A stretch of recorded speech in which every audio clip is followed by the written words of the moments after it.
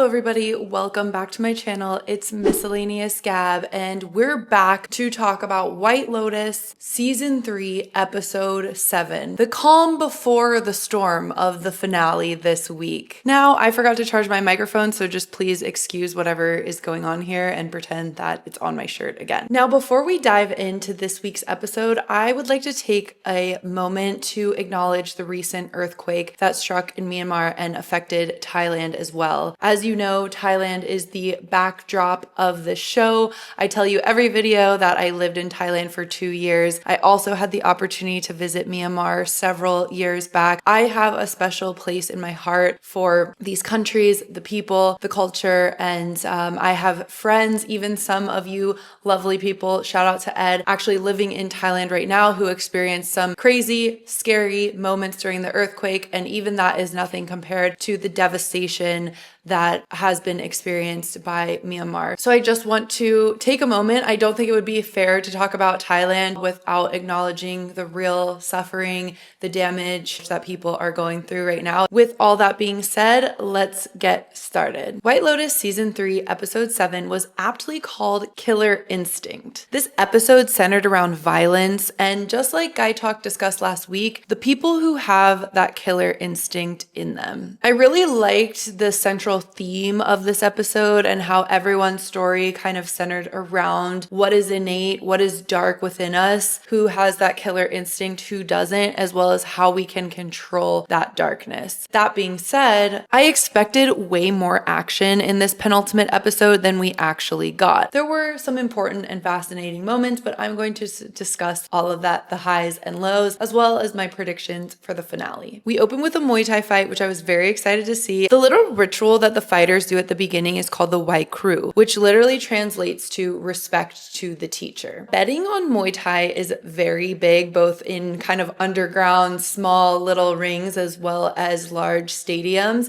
And many people will actually place their bets based on how good or not good someone's White Crew is. The White Crew is a moment of balance, a calm before the storm, a nice pause and juxtaposition right before those moments of fighting, violence, blood, etc. I find it quite interesting that moments of the Y Crew and the beginning of the Muay Thai fight were shown interlacing with Rick's revenge-filled journey into the Hollinger house. It also serves as a backdrop to the violence and those with, quote, killer instincts throughout the episode. One important note, Muay Thai is a violent sport. Yes, one of the most violent sports out there. But it's centered around respect. Respect for the sport, respect for the teacher, and respect for your opponents. I watched dozens of Muay Thai fights during my time in Thailand. There is this very clear line between the type of violence that you see in Muay Thai and the type of violence that's utilized in White Lotus for either revenge, for gain, for taking advantage of others. Such a long-held Thai tradition, juxtaposed with the monks' teachings about the Buddha prohibiting violence of any kind, serving as the backdrop for these rich people problems to play out, is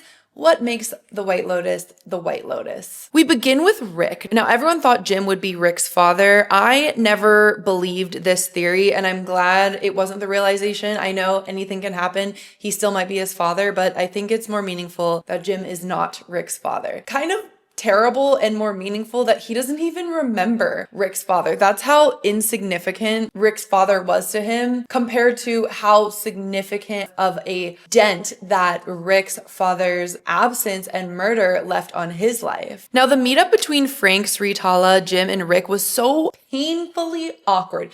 You think that there's winging it and then there's winging it. You think they would have discussed a movie, the concept, knowing her films, the names, something. I was screaming at my TV like 10 minutes of prep would have done a lot for you here. The pressure for Frank to wing it and act like another person actually pushed him to get back on the booze, and we see where this goes. Honestly, I may have been right there with him, beckoning for a whiskey because it was so awkward. By the way, Rick's off-white linen suit looked great. Very good for the tropics, very good for Thailand. Jim is supposed to be this killer, this horrible guy, but as Rick says, he just shows up as a kind of pathetic, frail old man. Rick was ready to K-word this man. He'd been fantasizing over it for years. He somehow thinks it's the key to setting him free. Of course, the moment rarely matches the buildup that we have in our head, and this comes true for Rick. When he has the man alone at his most vulnerable, he can't pull the trigger or even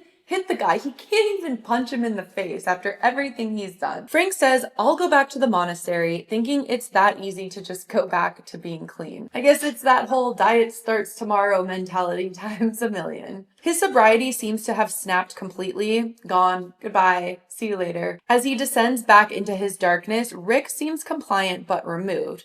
He smiles genuinely for the first time so far as his friend dives back into the life of drugs, women, and probably men will come into the picture at some point as well. It's kind of sad that Rick's freedom and liberation comes in direct contrast to kind of bringing his friend back down into his darkness. And I have a prediction that as Rick frees himself, that other people will get caught up in the wake of that. Primarily Chelsea. The monk discusses violence, that we all have the capacity to kill, that darkness is within us, and that darkness is a response to fear. We see his words overlay a scene with both Gaitok and Tim. We see Gaitok on one end, who seems to really listen to what the Buddha actually says, versus Tim, who seems to be pick and choosing from what the monk told him as a way to justify K-wording his family. Now, he seemed relieved learning that death is just like droplets of water returning to the ocean. And then as his family divulges that they can't live without the wealth and success, he's like, all right, well, I will go ahead and return you to that ocean. No worries, fam. I got you. He really should have listened to the second part of the message, which is that violence causes spiritual harm to both victim and perpetrator. Spiritual harm can manifest as unseen baggage, a dark karmic cycle that follows the person through this life and into the next. I feel like this baggage, this tension, this heat is so evident, pulsing through all the scenes of White Lotus. And that's really exacerbated by, like I said, the heat, the music, the bugs, everything. After Rick's meeting with Jim, Frank says something along the lines of, it might be nice to get that monkey off your back. Yeah, that's a huge monkey off your back.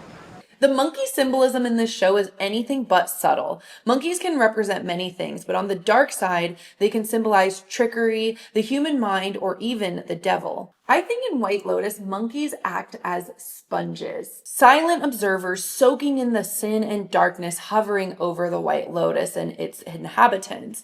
The monkey on your back physically symbolizes the weight of this darkness, the pain and the fear that we carry around through this life unless we confront those feelings and deal with them and face that suffering. Let's talk about the Ratliff family. So our girl, Victoria, has really evolved past her need for lorazepam in social situations. You are stronger than you think, Victoria. You can do this. And she didn't really want to go to the party, but once she realized they're going, she's like, all right, we're going. Let's go. I got ready. We got this. I don't need my lorazepam. Tim is still zanned out and slurring. Now, I obviously hope his storyline doesn't culminate in violence against himself or his family, but I feel like we haven't gotten much from him these last few episodes. I love the actor. He's able to convey that hopelessness so well without even much dialogue at all, but I do feel like we're kind of running around in circles at this point. Saxon tells his father that without work and success, he'd also be nothing. And in his weird depressive state, Tim thinks he should just go ahead and take Saxon down too. When he finally works up the courage to actually do something with the gun, it's not there. Now, one of my predictions, I've been saying this for a while, but I saw it in the trailer as well, and I feel vindicated. Something's gonna happen with the fruit. The fruit is poisonous, and we see the blender. The blender is a motif. The fruit is a motif. We know Saxon is addicted to his smoothies.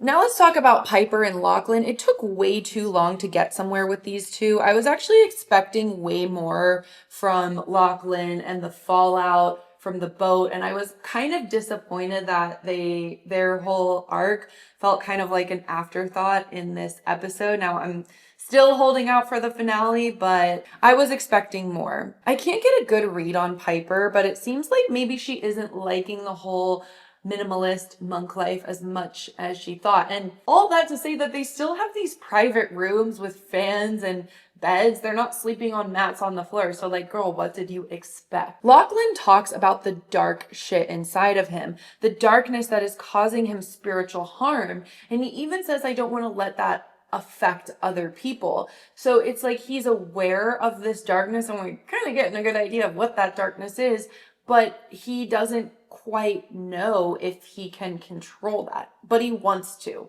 So that's a good start. The look on his face tells me that his dark thoughts are towards his siblings. He tells his sister he wants to come with her and stay at the monastery, and Piper's very taken aback. Being at the monastery is her thing, okay? It's her thing. Now, is he trying to make a play for his sister, or does he kind of see it as like the angel and the devil on his shoulders? Saxon maybe brings out his darkness, whereas Piper is good, and he feels like now that he's seen what he's maybe capable of, he feels like he needs someone to watch him for that. Or is he trying to be with his sister? You let me know in the comments. We have this crazy scene between Saxon and Chloe where Chloe tells this insane story about Greg and his kinks. We learn what he's into based on his childhood, and the invite is for Saxon and Chloe to kind of, and then Greg will kind of do the thing he does best, which is sit there like a fucking creep and watch, and then at some point get involved. This is some Freudian shit that I am not qualified to dissect. Chloe does a pretty good job by saying that in a way, it'll be like winning his mother back. And I feel like a lot of the weird stuff people are into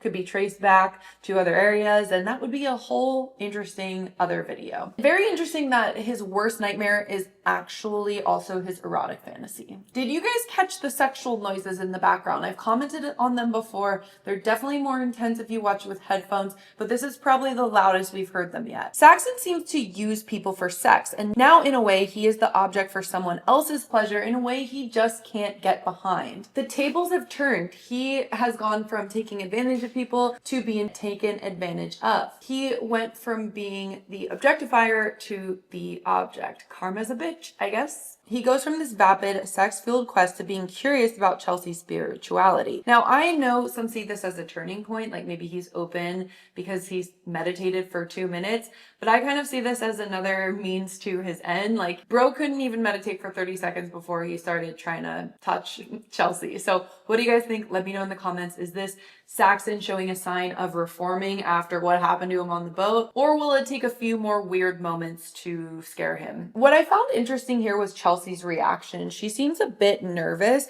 and spooked after her interaction with Saxon. I think it's because she so desperately wants to fix somebody, and right now she thinks that somebody is Rick, and Rick is icing her out. I don't know how much more rejection she can take from Rick to keep coming back to him. In this moment, it seemed like Saxon was offering himself up to being that person that she could fix.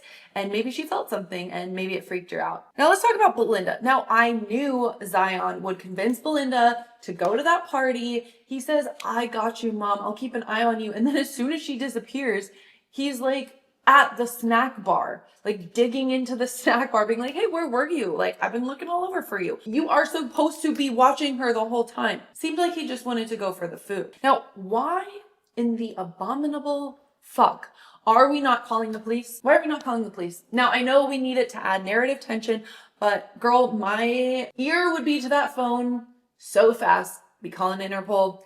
Not gonna deal with it. If I know someone is capable of murder who is in my vicinity and probably murdered someone, police. Not gonna test the waters there. Belinda and Greg finally talk, and I guess I never thought that they would talk. I thought he was gonna hurt her, but I guess this makes sense.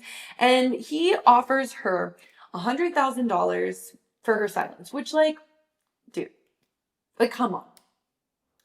Come on. That is an insulting amount of money for the type of secret that you're trying to cover up, as well as the amount of money that you have.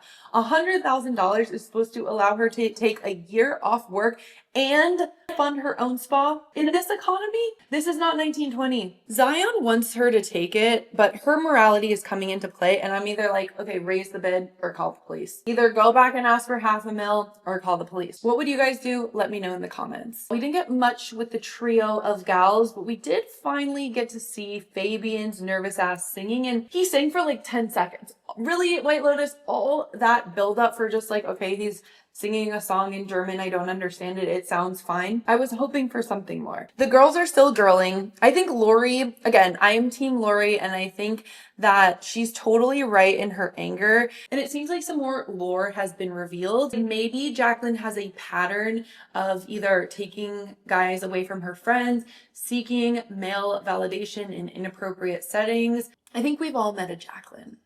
At least I have. However, I do think their criticisms of Lori complaining about being negative were valid, and I think this is what ultimately causes her to just say F it and go to the Muay Thai fight, hook up with Valentine's friend, almost get robbed, find the missing stack of jewelry before jumping out of a window as soon as Russian Margot Robbie shows up. Let's quickly talk about Gaitok and Mook. Gaitok opens up to Mook on their long-awaited date about how he doesn't have that killer instinct. He doesn't want to hurt people or cause violence, even if it means moving up in the world. Now, Mook seems to visibly lose her attraction to Gaitok, like very obviously, in a way that almost didn't seem believable. Either way, she clearly likes the idea of what Gaitok can be rather than who he is, which is sad. Like, he came up and said, "This is who I am," and she's like, "Damn, I thought you were more ambitious." AKA, thought you wanted to like kill people and stuff. That's lame. You're nice. You're a nice person with morals and values. Also, I have a bone to pick with you, Mook,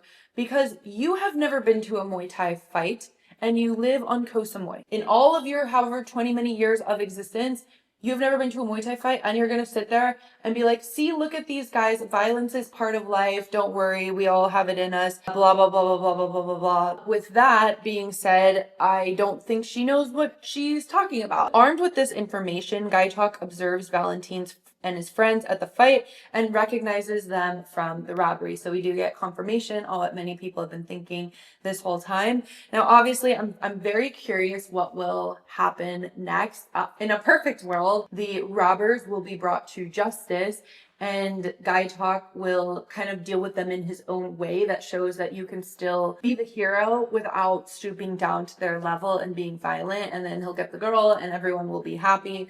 Yeah. Obviously, this is the White Lotus, and I think that potentially Gaitok could do something very dramatic because he feels like he still has to prove himself to Mook and ultimately do something violent that could get himself hurt as well as somebody else. Now let's talk about predictions for the finale. So obviously I said I think the fruit from the pong pong tree is definitely coming into effect. Maybe Tim will try to poison his family. Maybe he'll succeed. That would be so freaking dark. But I do think he's going to try to off them with that. Chelsea said bad things come in threes. I think something else bad is bound to happen. Will Chelsea get caught up as collateral damage? No Pornchai this episode, so will he come to Belinda's aid? Because clearly her son's not doing a very good job. Will Jim Hollinger send his bodyguards back to get Rick? And is that where Chelsea could potentially come in as collateral damage? Now, I think there could be this very confusing scene where police show up at the White Lotus and Tim thinks it's for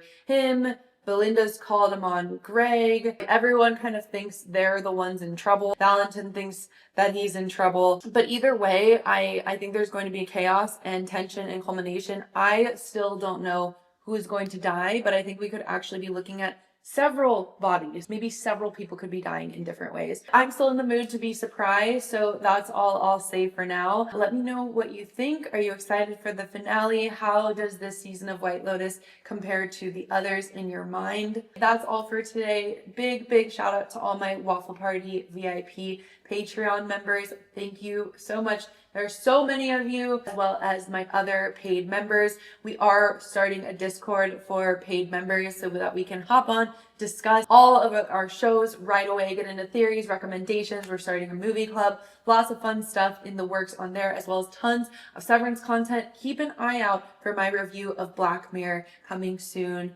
as well. That is all I have for you today. Please like this video, subscribe to this channel, keep Myanmar, Thailand, everyone affected by the earthquake in your thoughts and prayers. Donate if you can, and I will see you next time.